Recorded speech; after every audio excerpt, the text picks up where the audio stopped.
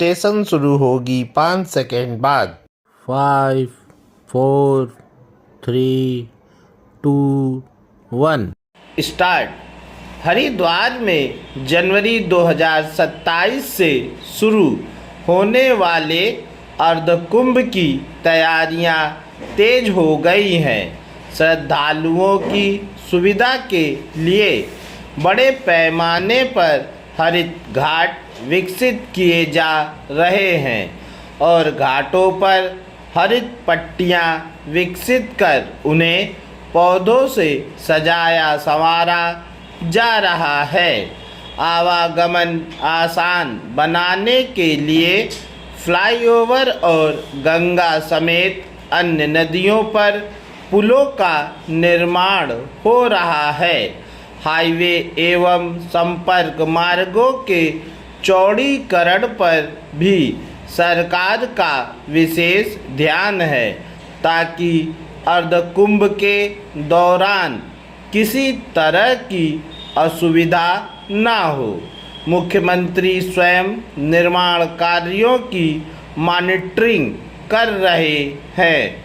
मुख्य सचिव ने भी सभी निर्माण कार्यों को गुणवत्ता के साथ समय से पूर्ण करने, बुजुर्ग एवं दिव्यांगजनों की सुविधा के लिए घाटों पर रैंप, चेंजिंग रूम, प्रसाधन एवं अन्य ज़रूरी व्यवस्थाएं सुनिश्चित करने के लिए संबंधित निर्माण एजेंसियों को निर्देश दिए हैं। दरअसल कुंभ मेलों के दौरान हरिद्वार में करोड़ों की संख्या में श्रद्धालु जुटते हैं। इससे अव्यवस्थाएं होना स्वाभाविक है। सबसे ज़्यादा मुश्किलें तो स्थानीय लोगों को झेलनी पड़ती हैं। इन्हीं अनुभवों से सबक लेते हुए इस बार सरकार का ध्यान स्थायी व्यवस्थाएं जुटाने पर है। इसके लिए जगह जगह बाईपास और भीड़ भरे स्थानों में फ्लाईओवर निर्माण पर विशेष ध्यान केंद्रित किया गया है ताकि भविष्य में भी कुंभ मेला क्षेत्र को इसका लाभ मिल सके। साथ ही यातायात भी सुव्यवस्थित ढंग से संचालित होता रहे। अर्धकुंभ के आयोजन में अभी वक्त है, इसलिए उम्मीद जानी चाहिए कि सभी कार्य समय सीमा के भीतर पूर्ण हो जाएंगे। समय के आधुनिकता की ओर गतिमान होने के साथ ज्ञान की परिभाषा संकीर्ण होती जा रही है।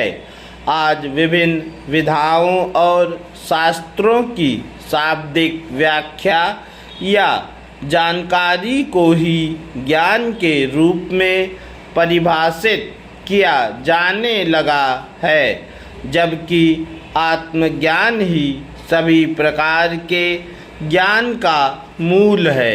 आत्मबोध का अर्थ है स्वयं की अनंत क्षमताओं, दोषों और मूल स्वभाव को जानना।